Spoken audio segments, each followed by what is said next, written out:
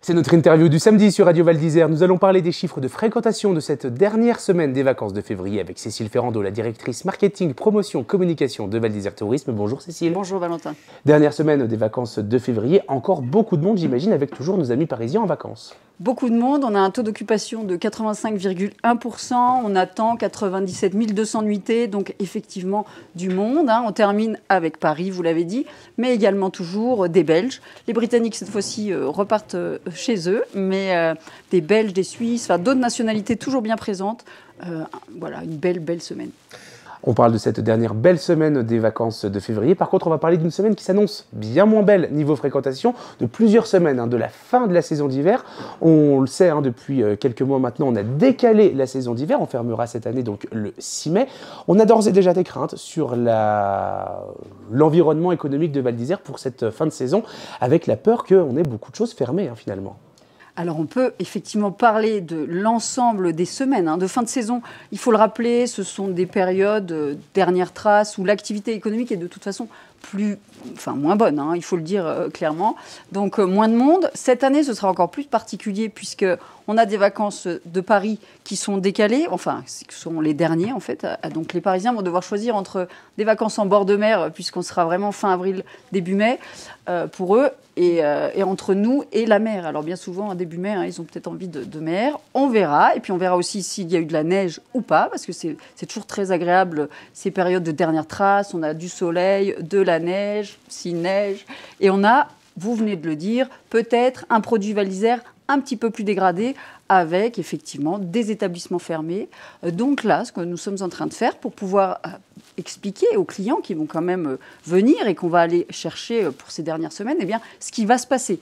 Donc on a lancé une enquête, on lance une enquête auprès des socioprofessionnels pour avoir leur date de fermeture, les événements qu'ils organisent, parce que vous le savez, il y a toujours des closings, c'est des closings sur les pistes, des closings dans le village.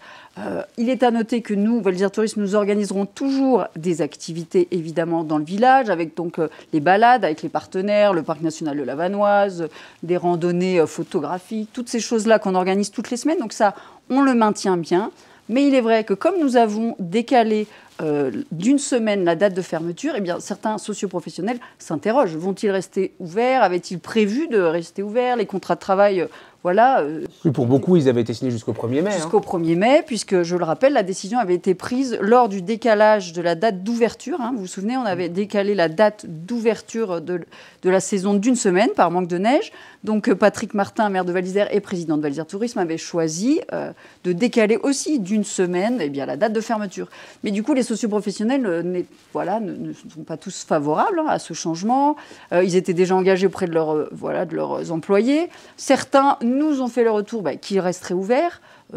Soyons honnêtes, peu d'hébergements. En hôtel, il est vrai que c'est compliqué. Par contre, les agences immobilières nous envoient un signal assez favorable. Donc, il y aura bien des hébergements pour les clients qui voudront venir pratiquer encore des dernières traces sur le domaine.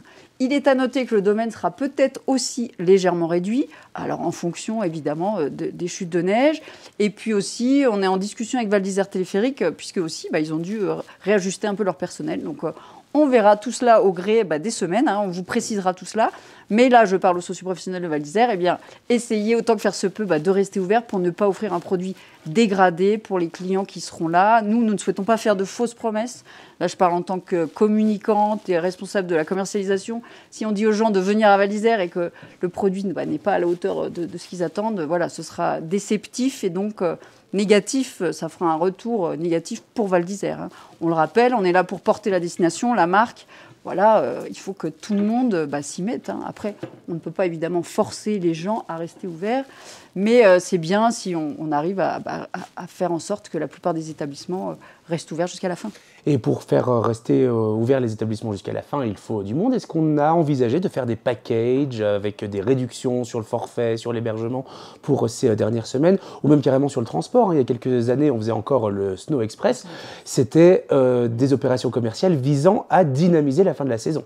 Vous avez raison, et on le fait, on travaille en collaboration avec plusieurs entités, avec la centrale de réservation déjà, avec les remontées mécaniques également. Donc là, pour toute personne qui va réserver un séjour après le 22 avril, eh bien, auprès de la centrale de réservation, il y a une réduction de moins 40% sur les forfaits de ski. Cette réduction va vraisemblablement être portée aussi auprès des tours opérateurs pour qu'eux puissent commercialiser.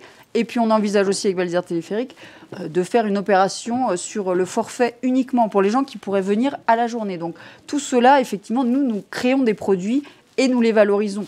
Donc il y a cela en termes de produits simples à mettre en place. Vous évoquiez le Snow Express. C'est vrai que ça, c'est un produit qui était très sympathique. Avant Covid, hein, on affrètait un train de Paris.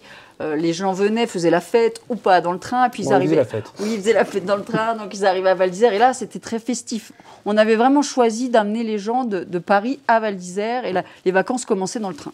Donc on a réfléchi, on a contacté la SNCF pour remettre en place ce train, en collaboration avec nos voisins de Tignes, hein, qui aussi, avant Covid, souhaitaient faire cette opération avec nous, qu'on n'a jamais pu faire, puisque la saison avait été stoppée mi-mars. Mais c'était déjà dans les tuyaux à l'époque. On a essayé de relancer les discussions avec la SNCF. Alors, je ne vous cache pas que c'est une chose très compliquée. Du coup, nous nous sommes dit, eh bien, rabattons-nous sur des bus. Mais les retours qu'on a, c'est que les gens ne souhaitent pas vraiment dormir dans les bus. C'est un peu long. Donc, on essaye de voir pour faire peut-être des packages avec des bus plus en proximité région pour des gens qui sont skieurs. Hein. Parce que, rappelons-le, nos premiers clients, c'est quand même région parisienne, mais deuxième lieu de clients potentiels pour Val d'Isère, c'est aussi tout ce qui est région Rhône-Alpes. Donc, on va se focaliser là-dessus. On travaille avec Tignes, on travaille avec les remontées mécaniques et puis bien évidemment avec l'ensemble des socioprofessionnels pour pouvoir créer des packages à tarifs réduits ou un peu différenciants. Voilà, donc on espère qu'il y aura du monde cette fin de saison.